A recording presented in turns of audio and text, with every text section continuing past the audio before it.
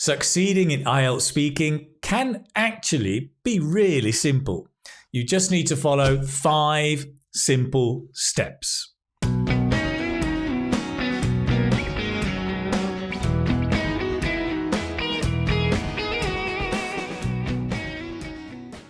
Hello, it's Keith from the Keith Speaking Academy, helping you become a more confident speaker of English. Now, I know the IELTS speaking test can be a challenging journey, right? And for many students, it can be overwhelming. There's so much confusing advice out there. Sometimes you just feel lost and demotivated.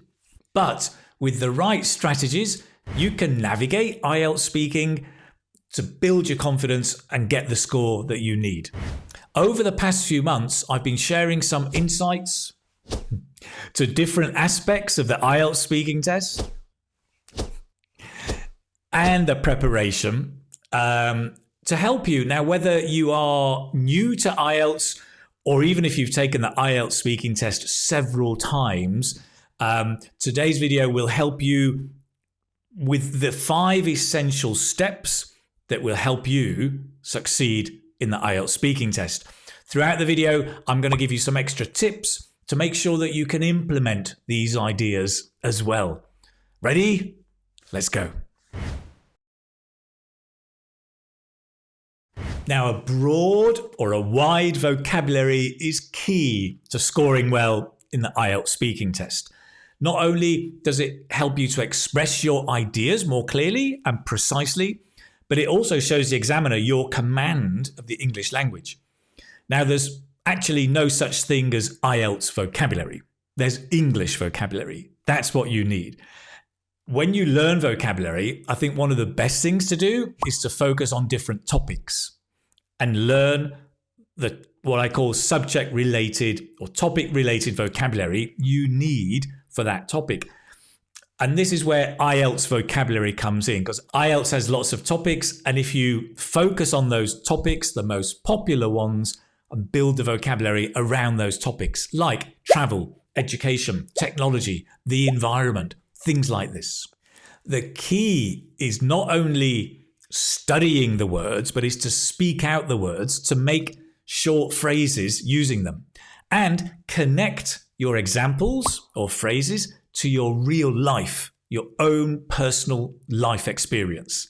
That makes the learning much deeper. Now, you can do this on your own, or you can do it with a partner.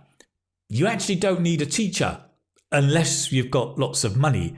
It's often more productive to do it with a partner. You can just take the words and each of you make a phrase about your personal life with that word. You can do role plays. You can have fun, right? It doesn't have to be realistic. It's just to practice.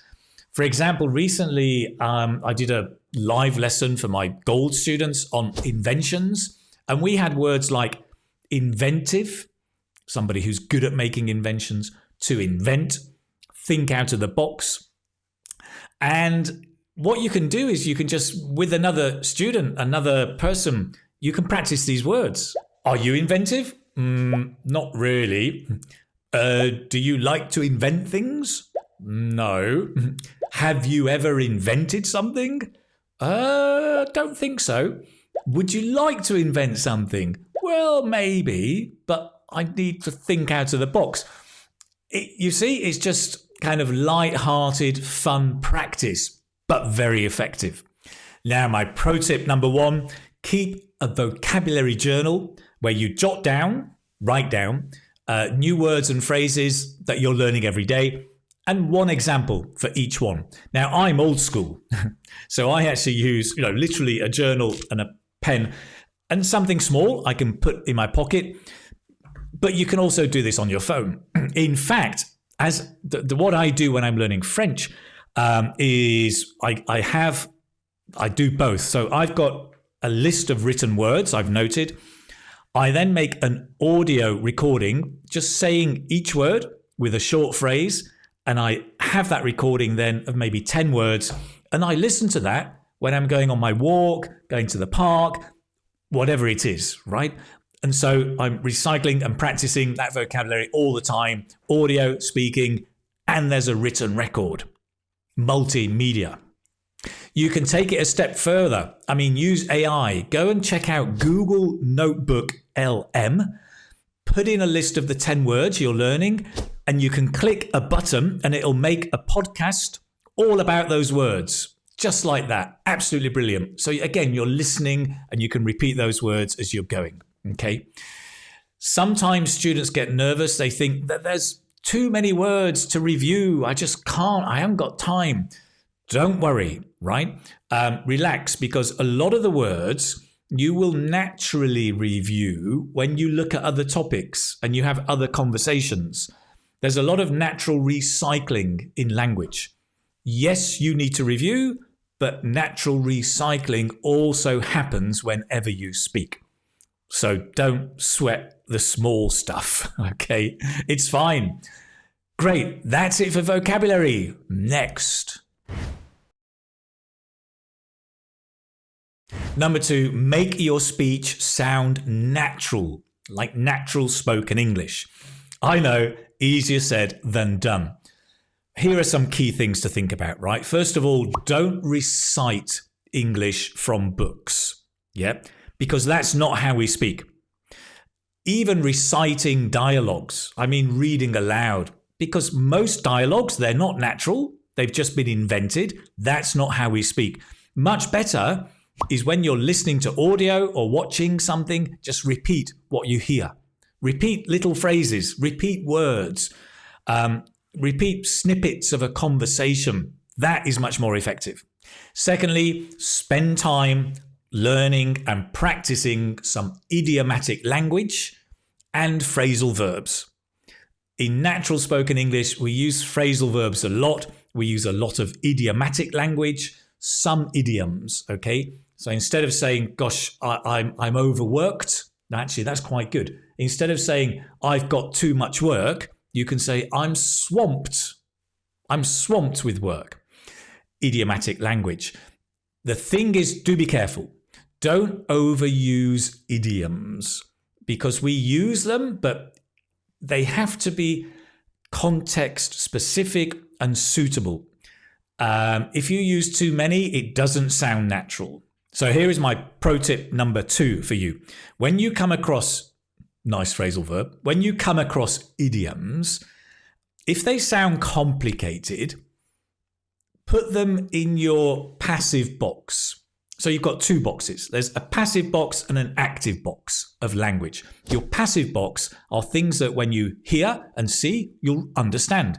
The active box are things that you can actually use as well. So when you discover idioms and you think, oh, it's a bit complicated, I don't really know how to use it, fine. Study it, put it in the passive box. When you discover idioms that sound simple and easy to use, put them in your active box, use those, practice those, focus on those. This will help you make sure you're confident when you're using idioms and not using too many. Pro tip number 3, when you're studying natural language like idioms, study idioms for specific topics. We spoke earlier about specific IELTS topics like education, health, transport.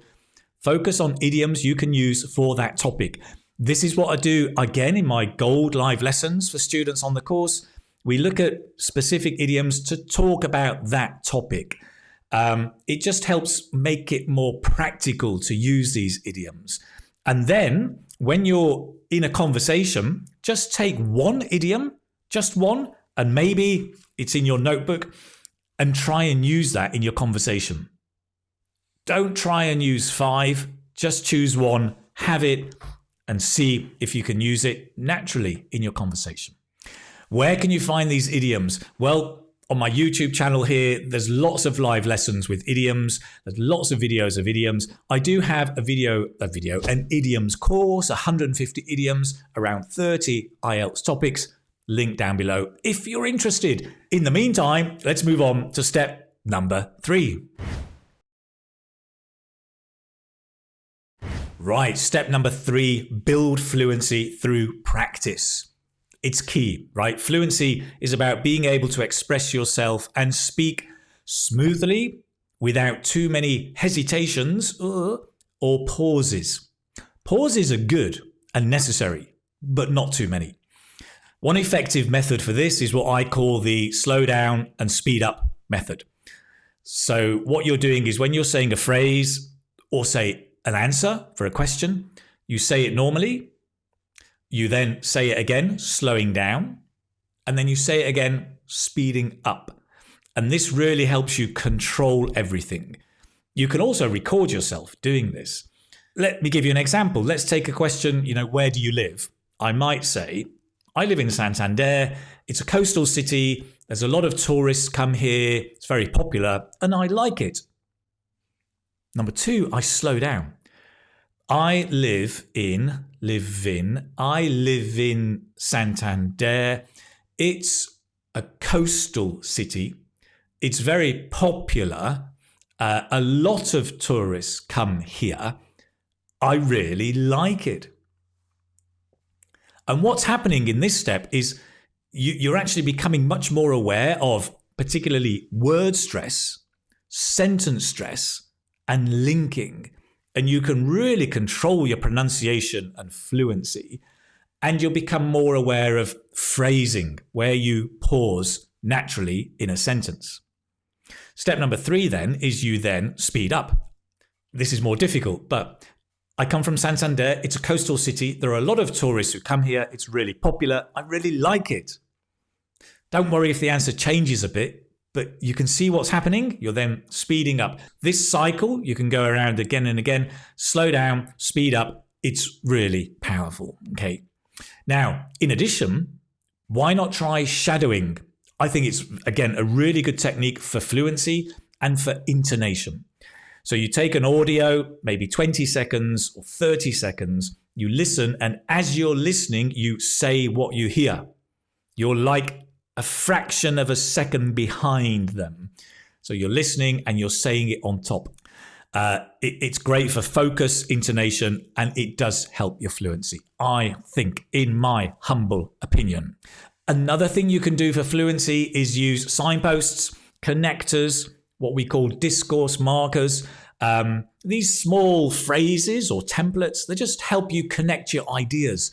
Firstly, next, on the other hand, and then, so, but, that said, to sum up, things like this, don't obsess about them. This is not IELTS writing. They don't need to be perfect. Most of them will be very simple, but they do help your fluency and coherence, which is making sure your ideas flow with some kind of logic. That's the idea. My pro tip number 4 is practice with a partner, even recording both of you together, answering some IELTS questions. But, and this is the key thing, use this opportunity to focus on communication, not on accuracy. Don't worry about mistakes. Mistakes are good. It's fine. But that's not the focus. The focus is communication and fluency. So just talk. Just speak out. Talk to each other. Communicate. Forget about the mistakes. The mistakes are on holiday. It's a holiday mistake. No, it's a mistake holiday. We don't worry about them. We just focus on communication. And this will really help you with your fluency. The more you practice, the better and the more natural you will sound. Let's move on. In IELTS speaking, you need to use a wide range of grammar, but use it accurately. There's that balance, right? You want to build both accuracy and the range. The first step for that is to make sure you've got your basic grammar foundation solid and that you can use it. Here's the thing. Most students, I think, make a big mistake is that when it comes to grammar, they mainly focus on studying, learning the rules, reading and practicing with exercises, written exercises, right? Your gap fill exercise, for example, or transposing exercise. And that's fine. But really, then what happens is they come to speak and they make mistakes. They can't speak it out because they've learnt it through reading and writing. Whereas That's good, but I think you should mainly practice through speaking, not through written exercises. So yes, discover the grammar through context, discover the rules, and maybe a teacher can help you, or most course books will show it to you, but then practice it through speaking mainly, because that's how you're going to get more confidence and use it more accurately. Okay. One of my courses, the Fluent Grammar course for IELTS Speaking, it does this. It's a course where you learn grammar through speaking and listening. There's no writing at all. So naturally, when you come to use it, you've been learning it by speaking. Of course, you can use it when you speak. That's the key. That's how you make sure you can use grammar when you're speaking, not just have it up here. Okay, let's move on. Step number 5 is to boost your confidence in speaking. Confidence is crucial in IELTS speaking, right? In English conversations, communication, it's all about confidence. Particularly true in the IELTS speaking test. The key to confidence is practice, consistent, repetitive practice. It also does help if you familiarize yourself with the different IELTS question types. You can find these on my website. I've got lots of videos on YouTube. Just search for part 1, part 2, part 3. You'll find different question types for the test. It can also help. There are many ways to build confidence. The first way is just talking. Talk with a mirror. It can help. Talk to the mirror, to yourself. Talk with AI. For goodness sake, there are no excuses anymore. ChatGPT, Gemini, there are lots of apps developed. Most of them you can try for free, and just practice speaking with them. Just that idea of not communicating, but just practicing your speaking, stringing a sentence together, and use AI, right? Another thing to do, I think, is to do more practice where you're improvising rather than reciting or reading aloud. I think what some students do is they have a question, they have an answer, they repeat it again and again as many times as possible. I suggest you don't do that. I suggest you have a question, you give a natural answer, and then every time you answer, you give a different answer. Change your answer. Build your flexibility and build your ability to improvise. It's much more important. Another thing you can do is take a topic like education, take 5 words from your notepad and talk for 20 seconds. You've got topic, 5 words, and just talk 20 seconds. Then do it again, but for 40 seconds. And then do it again, but for 60 seconds. And just practice this speaking and developing your ideas and speaking for a longer term. And remember, when you're doing this, it's okay to pause and to take time to think about what you're going to say. That's fine in IELTS. You can take time and pause. We're not looking for perfection. We're looking for fluency and confidence building. My next pro tip is try practicing with strangers, right? There are lots of language platforms out there you can practice or find a speaking partner. On my Gold course, we have breakout rooms where you meet other people on the course, speak with them around the world. But that idea of speaking to a stranger is going to help build your confidence. Ideally, someone of the same level, right? What you do is you begin to learn how to communicate with other people. You become culturally aware of other people and their cultures, how they talk, how they think, and just going out of your comfort zone a little bit. Because the truth is, in real life and in the IELTS test, you will be out of your comfort zone. And if you're not used to that, you're going to be nervous and you won't perform well. If you've spoken to lots of other people around the world, you'll be used to it and you'll be much more confident as well. Okay, so global connections, more confidence. Let's move on. So final thoughts. Remember, preparing for IELTS speaking And becoming fluent in English or more fluent, it takes time, it takes practice, and it takes patience. Another thing to remember is the exam for IELTS speaking. Exam technique is only about 10 to 20%. The other 80% or more is about speaking good English. It's your overall speaking ability. That's where you should focus your time, right? So focus on your vocabulary, speaking naturally, building your fluency, having a solid grammar base you can use, and building your confidence. And then you'll be well on your way to getting the score you desire for your IELTS speaking and becoming a more fluent speaker of English. Remember, the key to success, it is practice, but it's also a positive attitude. Always look at what you can do. Don't look at what you can't do. Don't think, I can't do that. I make mistakes. I can't. No, this is what I can do. This is what I can do day by day, getting better. That positive mindset is really important for your motivation as well. So keep going. Thank you so much for watching this. If you want to get more guidance or more resources, you can check out the links below to the website, to the courses. And if they're right for you, go ahead and use them. In the meantime, have a great day, and I'll see you maybe in the next video. Take care, my friend. Bye-bye.